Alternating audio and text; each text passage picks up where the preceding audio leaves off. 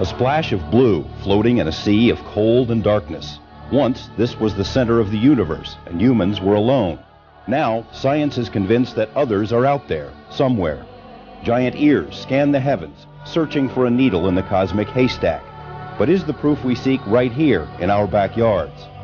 Millions of people over thousands of years say they've seen metallic discs in our skies. Thousands more claim close encounters with strange beings. Animals are bloodlessly harvested by seemingly invisible forces and for unknown reasons. Intricate agroglyphs appear mysteriously, the handiwork of unseen artists. And a solemn face stares at us from the surface of Mars, as if watching for a glimmer of comprehension, a possible sign that we might finally be ready for the next step. Science, the government, and the press insist there is no evidence of UFOs or an alien presence, yet people all over the planet seem to sense otherwise.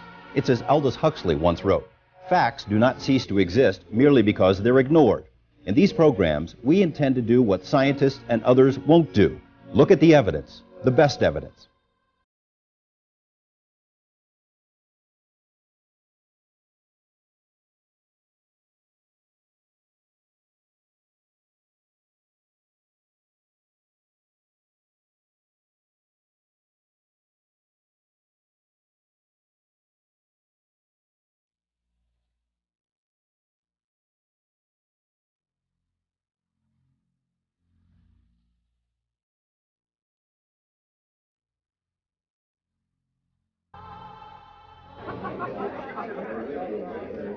Well, we just started making these things, and this was an opportunity at this exposition to show them. We thought it would fit in very nicely, and we thought it fit in with the program. Science and journalism may not take UFOs seriously, but the subject gets plenty of respect from the world of commerce. UFO conventions are held somewhere almost weekly, from Los Angeles to Las Vegas to Eureka Springs, Arkansas, all over the world. And most come complete with flying saucer supermarkets, where assortments of outer space merchandise are for sale. We are raffling off this whole tape set, so if you fill that out. See, we have them with the pearls and everything else. T-shirts, hats, videos, bumper stickers and board games, motherships bedecked with magic crystals, glow-in-the-dark planets, alien masks and alien models, alien abduction protection kits. Creates a disturbance in the magnetic field. Alien Christmas cards, alien head pillows, alien hand puppets, and dissected alien children's toys.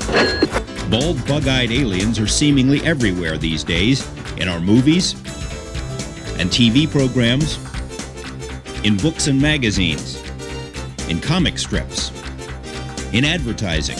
American Express, don't leave your planet without it. Newspapers sell UFO fishing lures. Las Vegas casinos offer UFO bingo. More than money is at work here. In the face of persistent scorn and decades of official ridicule, interest in UFOs appears to be growing. Don Ecker is an editor for UFO Magazine and also hosts a weekly coast-to-coast radio show, UFOs Tonight. In the last 10 years, once again, there has been a reemergence of interest among the American public, and slowly but surely various media outlets are taking a closer look at what in fact is going on. UFO conventions aren't held for the sole purpose of selling baubles or booklets or space-age religion. Most are sponsored by serious-minded organizations like MUFON, the Mutual UFO Network, which has thousands of members worldwide. Convention delegates typically share new findings or debate the veracity of UFO cases, theories, and witnesses. Our group is a scientific organization, and we have 75 consultants, all have doctorates in their own fields of expertise. There are over 40 of our consultants here at this symposium, and these are professional people, academics. But you wouldn't know that from reading or watching media reports. Many UFO gatherings permit a wide spectrum of persons to attend and to sell their wares or services, everything from crystals to aura photos to fortune tellers. Subsequent media coverage of UFO conferences usually focuses on the oddball elements, whatever is most colorful, and the serious research gets left on the editing room floor. One of the attendees was a woman who says she's 400 years old and from the planet Venus. Another woman says she was instructed by her space alien brothers to undergo breast implant surgery. And a man selling tapes to Earth vortex sites claims that the Trilateral Commission has signed a secret treaty to enslave the world. Sensational claims made by ubiquitous supermarket tabloids also make it tough for ufologists to be taken seriously by reporters. Few mainstream journalists want their work to be equated with the occasionally humorous but overtly ridiculous subject matter of the tabloids. Space aliens snatch bowler just as he completes a 300 game. Martians here to steal our frogs. Girl gives birth to 52 UFO babies. ET political hobnobbers meet with all manner of public figures. It's no accident that aliens and UFOs appear so often in the tabloids. The already popular Weekly World News confirms that its sales jump every time it has, quote, the alien on its cover. UFO stories in general are surefire stuff. For a reporter, trying to weed through the deluge of patently ridiculous material is a daunting task. It's far easier to poke fun at saucer nuts and ET masks, or stories about alien ice cream junkies. Every outrageous fantasy, every make-believe headline plays directly into the hands of those who don't want the subject taken seriously. Journalists apparently are leery of touching the subject. What they have been told for decades is the truth is there's nothing to it. There's nothing to the UFO phenomenon. Yet the preponderance of evidence is on the other side. Anyone who takes but 1 hour to review some of the available evidence cannot come away without the firm conviction that there is something out there. Blue moon, you saw me standing alone. UFOs are seen far more often than blue moons, and by some of the most famous people of this century. More on that in a moment.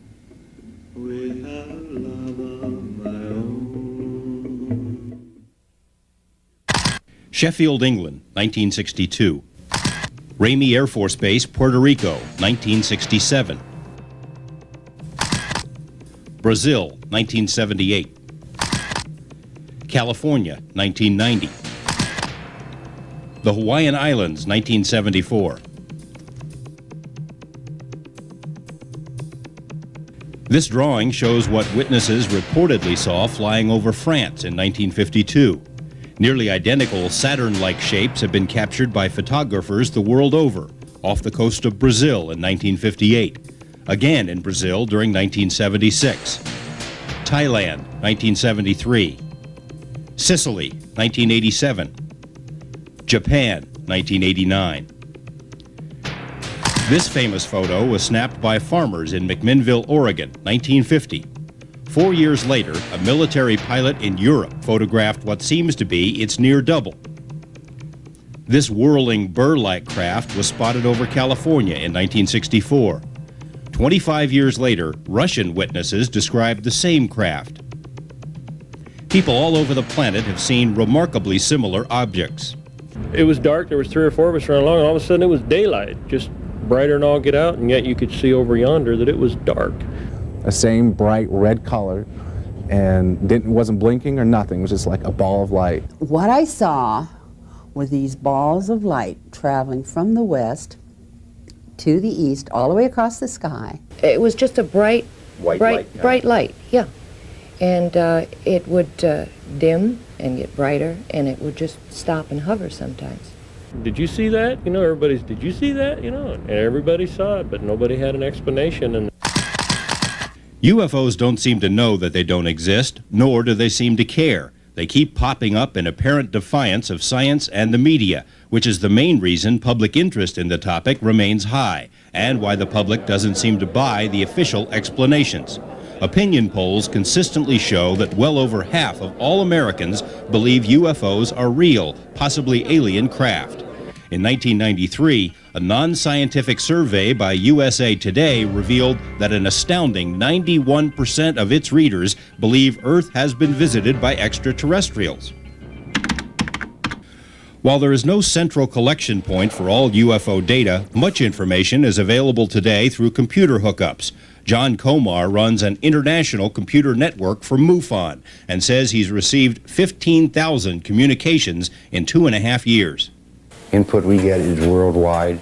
Information we get are from researchers, scientists, astronomers.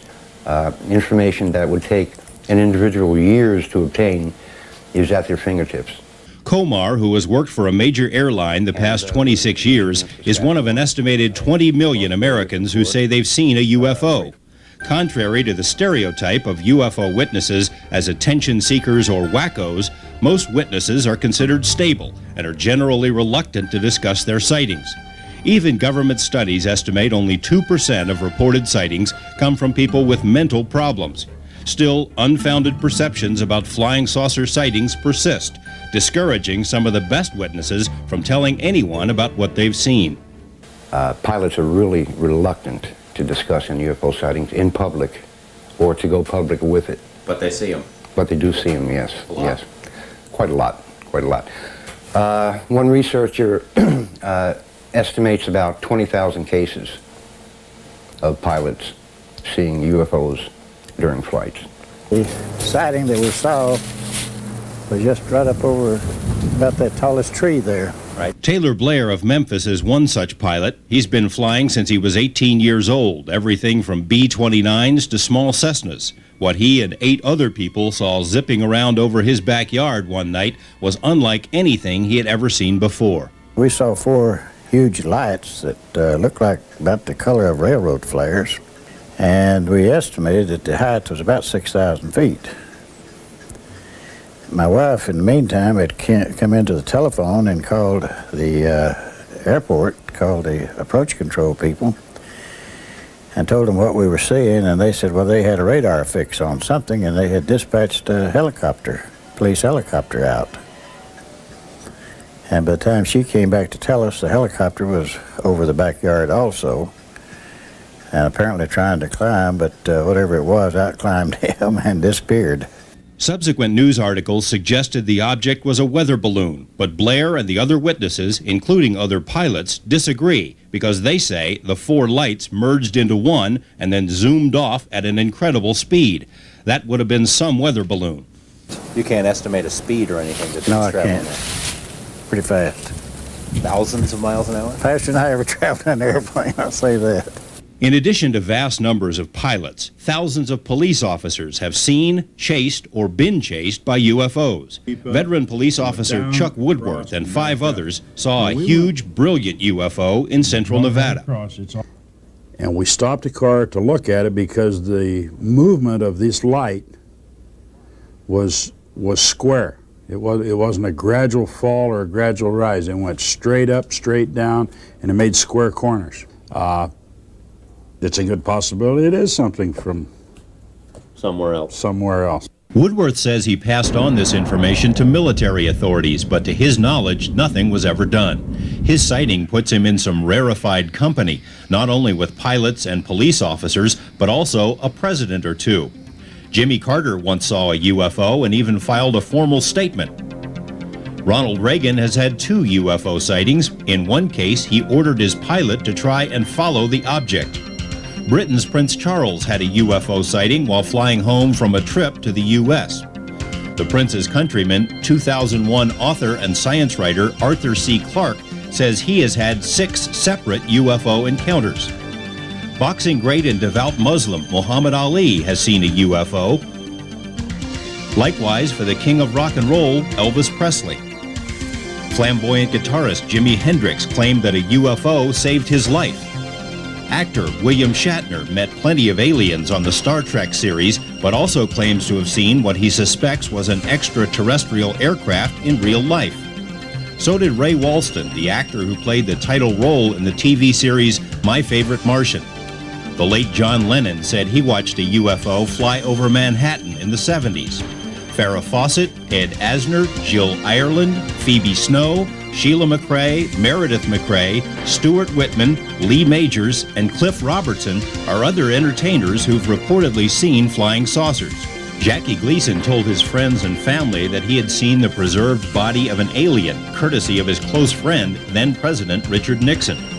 It probably won't come as a surprise that Shirley MacLaine has seen UFOs, or that singer Michael Jackson reportedly was interested in building a UFO landing pad. But other names may seem out of place in such company. British statesman Winston Churchill was so curious about UFOs that he ordered a formal study to be conducted. Dictator Joseph Stalin did the same in the Soviet Union in the late 1940s. Nazi leader Adolf Hitler was so enamored of UFOs that he ordered his engineers to design a flying saucer-like secret weapon. In the 1960s, future President Gerald Ford was one of the leading congressional voices in calling for hearings into UFOs. Also in the 60s, United Nations Secretary General U Thant said that only the ongoing Vietnam War was more important to the world than the mystery of UFOs. Astronauts, astronomers, physicists, military officers, inventors, people from every walk of life, every income level and education background, rural and urban, have seen UFOs. Kent Oram is a big city, highly successful political consultant who has run scores of successful campaigns, including those of Nevada's governor, lieutenant governor, and attorney general. Bradley Waddell is an assistant fire chief and part-time rancher in a small North Alabama town. Both had unforgettable sightings. And at the time, I made a joke to my wife, if you were under the Starship Enterprise, that's sort of what it might look like. And it was, I would say, it was gigantic, and it was more of a square shape, but it was a lot of lights. And so I had a pair of binoculars in the back of my Ram Charger, so I went to get them. We finally found them, and then we looked up in the sky, and it was gone. Just flat gone. Waddell says he and 3 other witnesses saw a brightly lit UFO land in a wooded area near his home. It was real huge, and it had a lot of lights on it. It had the red and green lights and some white lights, and it was real round. And so we turned around to come back and go and sit there and watch it, and it was done gone. There wasn't no sound, no nothing. There wasn't no lights, no sound, no nothing. Just that's what it looked like with a flying saucer.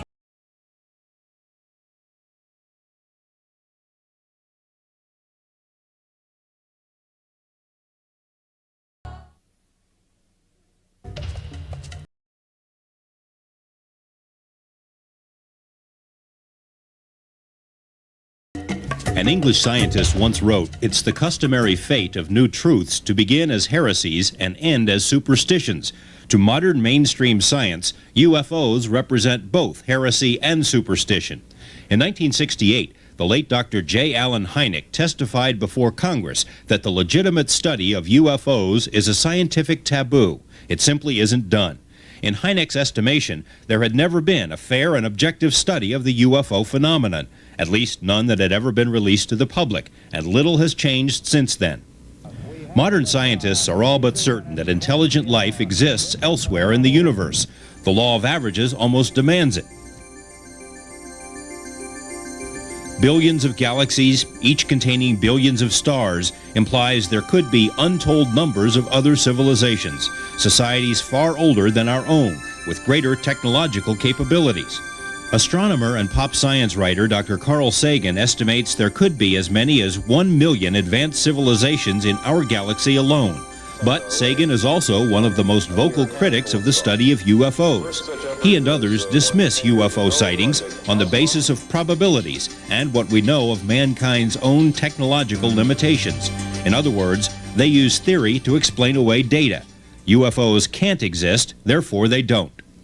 Any scientist that takes the time to look at the data and the facts and the evidence accepts the fact that we have UFOs. You have to have an open mind if you simply make the statement that there's nothing to this thing and ignore it. The people like Carl Sagan, who's a brilliant astrophysicist, he's never bothered to read the UFO material. To him, there's nothing there, so don't bother me with the facts. One example is Dr. Sagan's 1993 foray into alleged alien abductions. Sagan is certainly qualified to speak about astronomy, but strayed far afield when, in an article for Parade magazine, he flatly dismissed all abduction reports as the result of hallucinations or other mental disturbances. Not only is Sagan lacking in psychiatric expertise, he's personally investigated only a handful of alleged abduction cases. Carl Sagan has what I call the arrogance of ignorance. He is a person who has enough arrogance to believe that he can answer the UFO and abduction mystery through lack of knowledge. He does not know much about the subject of UFOs. He certainly doesn't know anything about the subject of abductions other than what he's read in debunking books, even though he had 7 critics to the article before it was published, absolutely destroying his material, not just on a theoretical basis, but on a factual basis as well. And all of these letters to him before the article was published were simply ignored.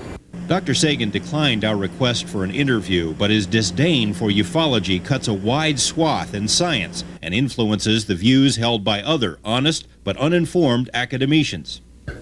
If anyone would bring in some little green men and they would run around on my conference table, I would consider that convincing.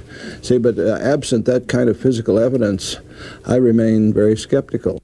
To the extent that there ever is any evidence or documentation to be looked at, it is looked at by scientists, astronomers, scientists of other types. It's that in the vast majority of the cases, there isn't anything to study. Well, none of the scientists who talk about black holes have a piece of a black hole either. You might have noticed that. That's part of the problem with not dealing with the evidence. After all, we have 4,400 physical trace cases from 65 countries last time I checked. Now, when people tell you there's no evidence and then ignore the physical trace cases, I've had lab tests done on dirt that's been affected by the saucer compared to dirt that wasn't affected. There's some very concrete and definite differences. If intelligent life out there is found, that will be the most important discovery in the history of mankind, period. Astronomer Doug Hall, like most of his colleagues, would give almost anything to be around when contact with other intelligent life is confirmed. He just doesn't think it's going to happen anytime soon, and is certain there's not a speck of evidence related to UFOs. There is no evidence that we have been visited. The evidence just isn't there. How much study have you done on the topic? I mean, how much of the data have you looked at? I myself, that's not my actual field of expertise, but I've read virtually all of the articles critically that have dealt with it. If Doug Hall were to read every scientific article about UFOs that has been published during the past 20 years, he wouldn't need 5 minutes. Simply put, there have been none. Scientific journals do not publish articles about UFOs or aliens or anything that even hints at such topics. Science has already made up its mind about these matters, and no amount of new information is going to change this perception. There was a reception of 300 PhD astronomers in Victoria, British Columbia, and somebody announced that there was a UFO outside the building. Not one astronomer went out to take a look. It's too big a risk in their profession. If an astronomer, a PhD astronomer, actually saw a UFO, and I know secretly they want to, and then if they reported that to an audience, they may be cut off from their grants, or they may risk the judgment of their peers.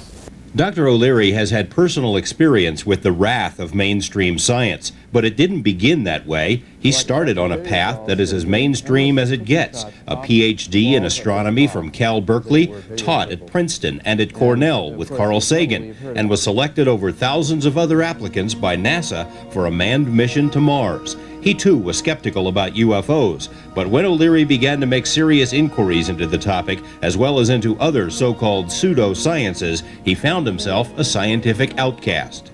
People like Randy the Magician, even Carl Sagan, who was a close colleague of mine when I was at Cornell, will attempt to debunk and discredit. It's very kind of knee-jerk emotional response, and it's not befitting of a scientist, because after all, science is supposed to be free and open inquiry into the unknown, and we scientists have tended to forget that. The grants may be the key. Of the $140 billion spent each year on research in the U.S., fully half comes from the federal government. It means that if the government doesn't want UFO research to be done, it simply won't be done. And if it is done, it won't get published anywhere that professionals like Doug Hall would be likely to read about it. Galileo's colleagues refused to look through his telescope because they didn't believe it could make things look bigger. And in the 17th century, the French Academy of Sciences refused to believe meteorites existed because rocks can't fall out of the sky. And so I think that that's what's happening right now with the UFO phenomenon. The leading scientists have gone out of their way to attack ufology. You know, it's been kind of strange with the SETI stuff. You know, they turned on the instrumentation for that microwave searching device. They've gotten $100 million for 10 years worth of listening. And in almost all the articles about that, you'll find an attack on UFOs. Well, we're doing a science, but not that UFO junk. Science is supposed to represent the investigation of the unexplained, not the explanation of the uninvestigated. Today, mainstream science acts almost like a religion, rigid, unyielding, with its own special rules and rights and limitations. Anything which falls outside these rules of reality simply can't exist. Don't worry about the scientific community, because science has become the religion of this period of time. It is not science any longer. It is theology. It is what has replaced theology. This means the study of UFOs is largely left to well-meaning but sometimes untrained, underfinanced outsiders, such as UFO organizations. Many of these amateur investigators, like mainstream scientists, already have their minds made up about UFOs, and this only serves to further lessen the credibility of UFO research in the eyes of already hostile scientists. Most of this attitude seems to flow from the government, or more specifically, from the military, which has a long-standing, documentable interest in ridiculing UFOs and UFO researchers. If the government controls the research money, it controls the research, and it has repeatedly gone out of its way to make certain that UFO studies remain in the company of fairy tales and Dr. Seuss stories. The question is, why?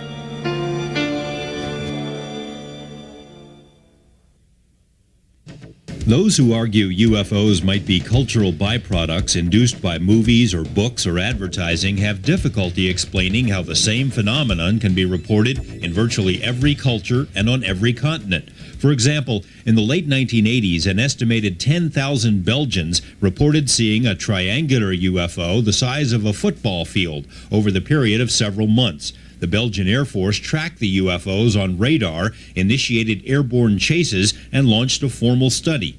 From 1983 until 1986, as many as 9,000 witnesses in the Hudson Valley region of New York and Connecticut reportedly saw a nearly identical flying triangle, along with huge aerial boomerangs. Several photos and videos of the objects were captured.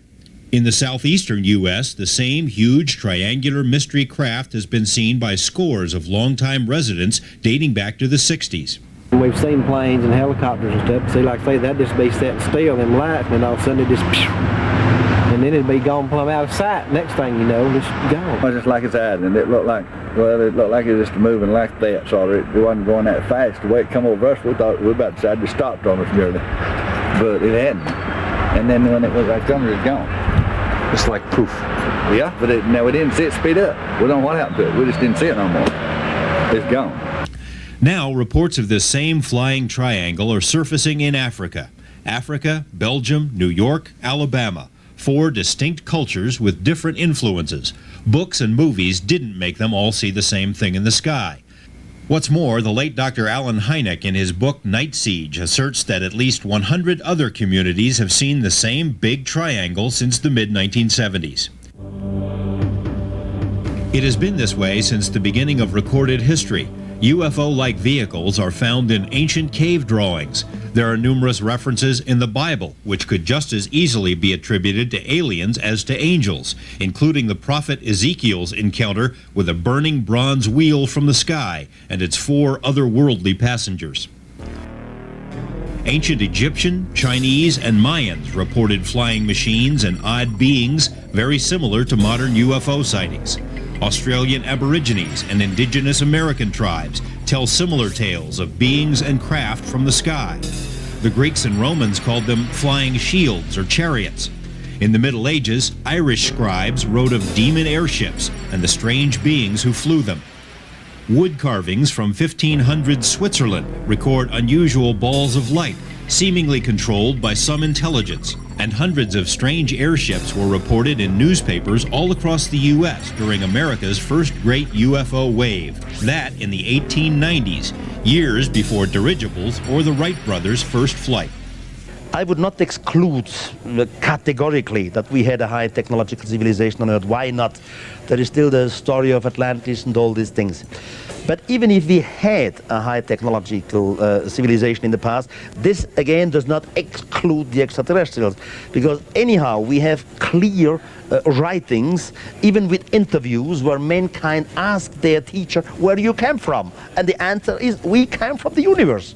UFOs have come in all sizes and shapes over the centuries. Cigars, discs, fireballs, footballs, barbells, boxes, diamonds, walnuts, and washtubs. We can't say for sure how many sightings there have been, but it's likely that 90% of them are nothing to get excited about. Meteors, for example, are sometimes mistaken for UFOs, as this one was back in 1972. Some clouds look like UFOs. Atmospheric phenomena, including ball lightning, can also be mistaken for flying saucers. Weather balloons, too, and conventional aircraft. The most common UFO culprit is probably the planet Venus, along with other stars and planets, according to many astronomers. While it's true that 9 of 10 UFO sightings are probably mistakes, it's also true that 9 out of 10 are never reported at all. The main reason for that is fear of ridicule. Just a perfectly straight line. It was going too fast for anything we've got. J.B. Langley has spent his entire life in the Appalachian Mountains. He and nearly every other member of his family have seen UFOs, which they called ghost lights, as far back as the 1930s. They haven't tried to get rich. They haven't asked for attention. In fact, the Langleys have been afraid to talk about what they've seen until now. Sort of like everybody knows everybody, and you get to going around spreading rumors like that, they say, well, he's nuts. And pretty soon, well, you wouldn't have anybody to talk to. But you know what you see. And you know whether you're imagining it or not. And I know some of the stuff I've seen, I didn't imagine it. Langley's fears are well-founded. If you see a UFO, you must be unbalanced. At least that's a prevalent view, even for highly credible witnesses. In 1979, a decorated Tennessee police lieutenant, along with 7 other officers and 12 other witnesses, watched 2 UFOs perform incredible maneuvers for several minutes. A psychologist later surmised that it was all in their heads, brought on by stress. Pilot John Lear was held every flight rating and whose father invented the Lear jet says he was fired from a charter company after admitting his interest in UFOs. Airline veteran John Comar says such fears are not uncommon. I mean, would an airline actually fire someone who reported one of these things? Quite possibly. A more practical problem in getting people to report UFOs is that no one seems interested in taking such reports. UFO organizations will listen, but few people in official positions want to be bothered. Just try it sometime. Call your local airport control tower to report a UFO and see what happens. They simply don't want to hear it. Most police agencies will listen to UFO callers, but not because they want information on the sighting. Many times they keep the caller on the line long enough to determine if he or she might be unstable. And military authorities are adamant in their statements that they have no interest whatsoever in UFOs. Air Force spokesmen will tell the caller that they stopped taking UFO reports in 1969, a claim which, as we'll learn, is far from credible.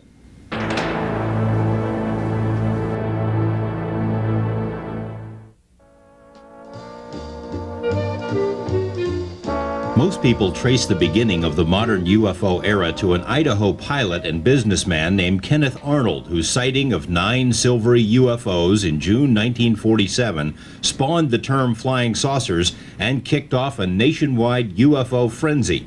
What neither Arnold nor the rest of the world knew at the time was that the U.S. military was already conducting full-scale secret studies of the so-called saucers.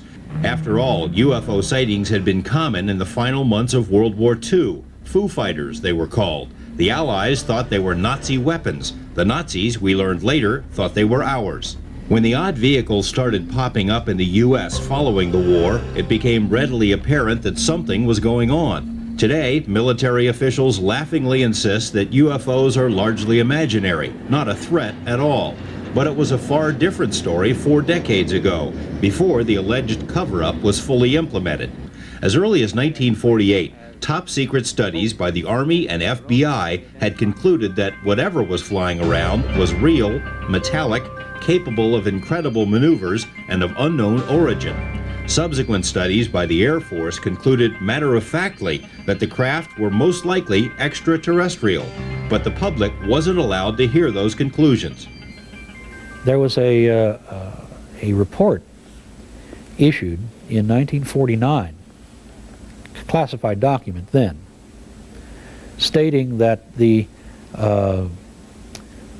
Air Force had by that point in time investigated some X number of sighting cases, X number of UFO cases. 80% remained unexplained in 1949. Yet they were telling the public at that time, in public press releases dated the same month, that only 10% remained unexplained. Flat out lie to the press. Why did they do that? It is a question that is still being asked. Why? Whatever the answer, the Pentagon's approach to UFOs changed, encouraged by recommendations from the CIA, which urged that UFOs be stripped of their aura of mystery, lest some foreign enemy exploit them. From the early 50s on, military studies of UFOs were, in the view of many, little more than public relations exercises. Yes, there has been a clear-cut, solid, strong, I'll call it propaganda effort of disinformation right from the start. In the ensuing decades, hundreds of former military personnel have come forward to tell of their UFO experiences and of the evidence they viewed with their own eyes. We succeeded in getting collecting information probably 2 or 3 times a week. And some of the cases, of the contact cases, were quite spectacular. They were seen to descend and land on the ice. They were seen to take off from the ice and snow. They were seen to land in the water up there, the open water, and descend underwater. Others were seen coming out of water. They were traveling at such rates of speed. The sweep on the radar comes around every 5 seconds. The rate of speed was so great we could not, it disappeared off the radar before we could get a check the speed on them. How fast is that? Well, it was well over 2,000, well over. And this is back in the 50s? This is back in the 50s, yeah. The next morning, the Alaskan Air Command issued a general order to all personnel and civilian personnel, all military and civilian personnel, a gag order, in essence, that what you thought you saw and heard on the previous day to this directive, you did not see and you did not hear. And it did not happen. Critics insist that a secret of this magnitude could never be kept, and that even if it were, the Freedom of Information Act would allow access to all relevant government documents. In reality, this isn't much of a secret anymore. Too many people have testified about their personal involvement in UFO intelligence operations. The question is, why have so few people paid attention to those stories? As for the Freedom of Information Act, it's been invaluable in forcing the release of thousands of UFO documents, but even its greatest supporters admit that the most sensitive information is still being withheld. Those documents which are released are often heavily censored. Many files are never released at all. The very existence of other records is falsely denied. We're dealing with the biggest story of the millennium. Certainly worthy of the attention of the news media, the historians and scientists and a lot of other people, namely that the planet is indeed being visited and that the best evidence has been kept secret successfully for 45 years. On New Year's Eve 1978, a TV crew flying between New Zealand and Australia captured some amazing, if bumpy, footage of a bright object which seemingly danced around the plane. Debunkers dismissed the footage, saying it showed, depending on the critic, a planet, a meteor, a plane, headlights, a lighthouse, moonlight on cabbage patches, and other unsupported excuses, even though radar operators confirmed it to be a solid, moving, airborne object. Similar footage and photos have been captured all over the world. Guatemala, 1976. Southern England, 1973. Italy, 1960. Belgium, 1977. It is abundantly clear from the photos and witnesses that the UFO phenomenon is not an American mystery, it's a worldwide mystery. Saucers, discs, cigars, and fireballs have been seen in virtually every nation on the planet and have been studied by numerous governments. But like the USA, most governments are not very forthcoming about UFO information. British writer Tim Good, whose best-selling book, Above Top Secret, details UFO cases worldwide, is convinced there is cooperation between governments in maintaining a cover-up. Many governments haven't the faintest idea what's going on. They have no need to know, and they haven't been filled in on the full picture by any of the major world powers, in my opinion. So it's not a worldwide cover-up to that extent, but there is an interchange of information, an exchange of information on the UFO subject at a worldwide level, certainly, but at an above top secret level. You're certain of that? I'm absolutely certain of it, yes. Good's contention is supported by Robert Dean, a military intelligence officer assigned to NATO headquarters in Europe during the 60s. Dean says he personally read an extensive report on UFOs prepared for NATO allies. The conclusions were basically in 4 parts. One, that the human race and the planet Earth has been under a detailed survey of some kind by several, and this was the part that I found exciting, several high-technology extraterrestrial civilizations for a long period of time. This research, this survey, this program, whatever it is, had been going on not only maybe for centuries, maybe for thousands of years. Documents obtained from U.S. government files make it clear that the American military has a long reach when it comes to UFOs. In May 1986, for example, the Brazilian Air Force encountered at least 20 UFOs in 3 distinct formations, so many UFOs that their radar scopes were saturated. This self-described close encounter was kept under wraps, with the official reports ending up in Washington. June 1980, Peruvian jets had 2 encounters with UFOs and fired on one object. The shots had no effect, and the UFOs outran the jets. Pentagon documents show the Department of Defense got the files from a source in the Peruvian Air Force.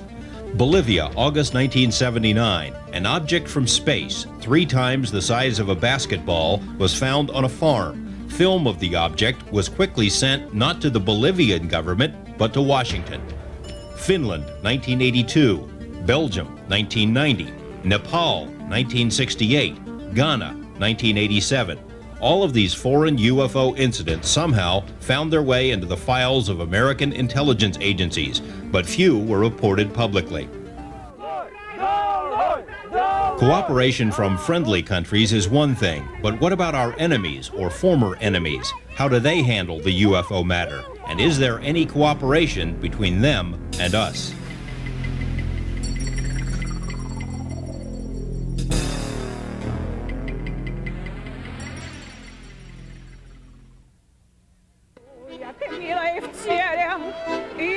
Mother Russia is singing a new tune these days. The Berlin Wall has crumbled and the Iron Curtain has parted, allowing the Russian people to experiment with a free market economy and allowing the rest of us a glimpse into a world that was, by and large, sealed off from the outside for decades. Even the KGB has opened some of its files to Western researchers and journalists. But what do Russians know about UFOs? It was assumed by Western ufologists that the Soviets were experiencing the same type of UFO encounters as the rest of the world, but isolated incidents were all outsiders heard about. As tensions cooled and dialogue began between the East and West, the UFO issue was publicly breached. In a 1989 issue of the magazine Soviet Military Review, Russian military leaders argued in favor of an ongoing exchange of UFO information with the West. In the view of the authors, without such an exchange, a UFO might one day accidentally trigger a nuclear exchange between the superpowers on the assumption that the UFO was an enemy missile. The article acknowledged that UFOs were tracked by the defense systems of the USSR and implied that the same must be true in the US. Shortly thereafter, Soviet President Mikhail Gorbachev, in response to repeated statements by then-President Ronald Reagan, told Western reporters that he agreed with Reagan. If the world were ever threatened by outside powers, our 2 nations would stand side by side in the defense of Earth. Reagan alluded to this potential threat in 5 separate public speeches, including an address to the United Nations. I've often wondered, what if all of us in the world discovered that we were threatened by a power from outer space, from another planet? wouldn't we all of a sudden find that we didn't have any differences between us at all? We were all human beings, citizens of the world, and wouldn't we come together to fight that particular threat? In November 1989, Soviet attitudes on UFOs became abundantly clear. The official news agency TASS reported on the alleged landing of an alien ship in the city of Voronezh, a 10-hour train ride north of Moscow. According to TASS, tall aliens and a robot exited the spaceship, walked around a park, and then left.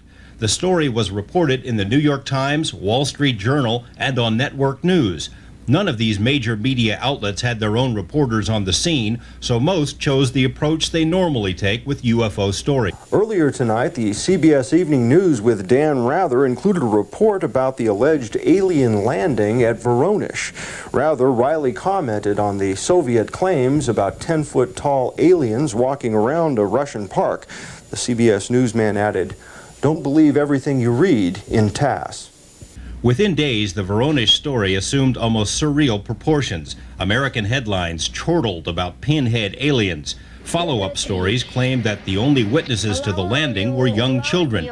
And because the tall aliens described were different from the usual short, bug-eyed variety Americans hear about, it was smugly assumed the Russians must be wrong. So much superfluous information was added to media accounts that it took only a few days to generally discredit the entire event. Prominent astrophysicist Jacques Vallee was one of few Westerners to personally investigate the case by meeting with Russian sources firsthand. In Voronezh, there were many cases, not just the case that made the newspapers, not just the case that was reported by TASS with the school students. The witnesses were not just kids, they were 18, 19-year-old kids, very articulate, and obviously they had seen something. There were physical traces there, but there were many other cases. There are over 1,000 witnesses in all in the city of Voronezh. Voronezh is a large city. It's over 1 million people. What they showed me was, the film, the physical evidence. They told me about cases in which, for example, an object hovered near a nuclear power plant in Voronezh, and a beam from that object melted the asphalt there, and that's what they are studying now. The story Americans read was much different from what the witnesses say happened at Voronezh. Inside the USSR, the incident helped unleash a long pent-up interest in the UFO topic, an interest that, by decree, had been dormant until Glasnost and Perestroika. Suddenly, Russians were flocking to newsstands to buy the same sort of UFO tabloids that Americans buy, filled with lurid, sensational stories about nasty aliens and their dubious intentions. At the same time, UFO organizations, including respected scientists and military officials, were free to openly discuss UFO cases and issues. But still, little was made public about what the Soviet government might know. In March 1993, our investigative team traveled to Moscow to meet with current and former government and military officials concerning UFO files.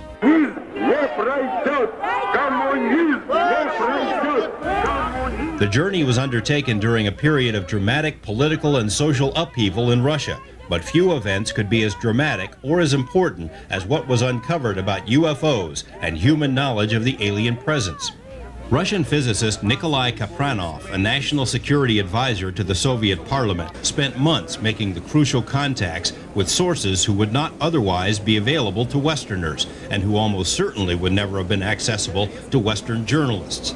Kapranov had heard rumblings about UFO studies over the years, but he was far from being a believer. That is, until he started asking questions of people in high places. More and more I started to think that this is something for real. And there are facts, and I've seen some materials one can't, just drop. What I learned about the UFO is that they're certainly for real, and that the UFO is one fragment of a very diverse and strong phenomena. Military people are looking at that very seriously. With Kapranov's assistance, our team succeeded in making contact with a previously hidden echelon of UFO researchers, dedicated scientists who had pursued their interest in alien visitors during the darkest days of communism, and whose findings have never before seen the light of day. A government biologist who analyzes soil samples from UFO landing sites. a Moscow professor who has secretly directed a discreet organization of high-level scientists and military personnel interested in UFOs. An author and physicist who began studying UFOs in the 50s and who became a non-person when he refused to quit talking and writing about the subject.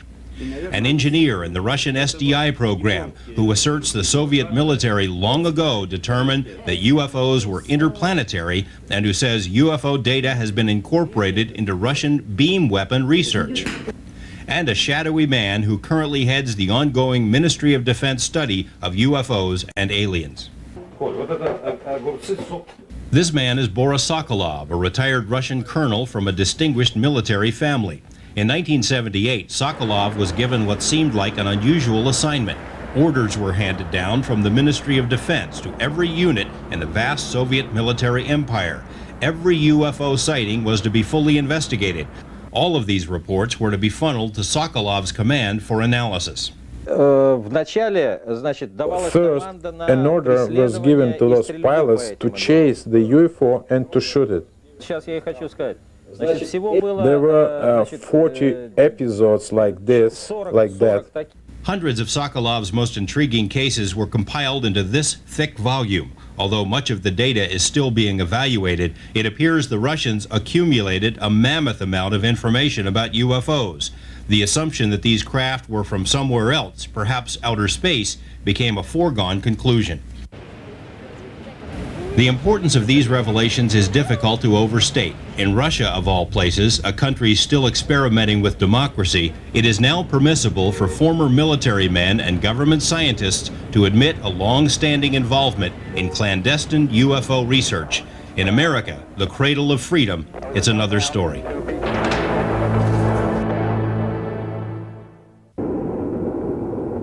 The Pentagon, CIA, FBI, and other intelligence agencies deny any interest in UFOs, although their own files indicate otherwise. Mainstream science says UFOs can't be true, so they won't be studied. Big-time journalism won't touch this story with a 10-foot typewriter. None of this matters. UFOs refuse to go away, and no amount of official put-downs will change this. Regular people all over the world almost instinctively recognize that something is happening. We all share a common question. What is going on? I really would like to know. I really would. And I really would like everybody to know.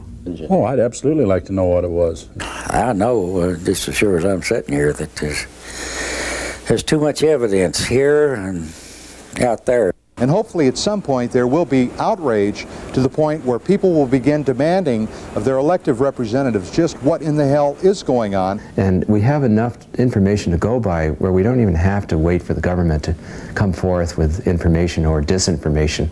We already have a lot of information in the public domain.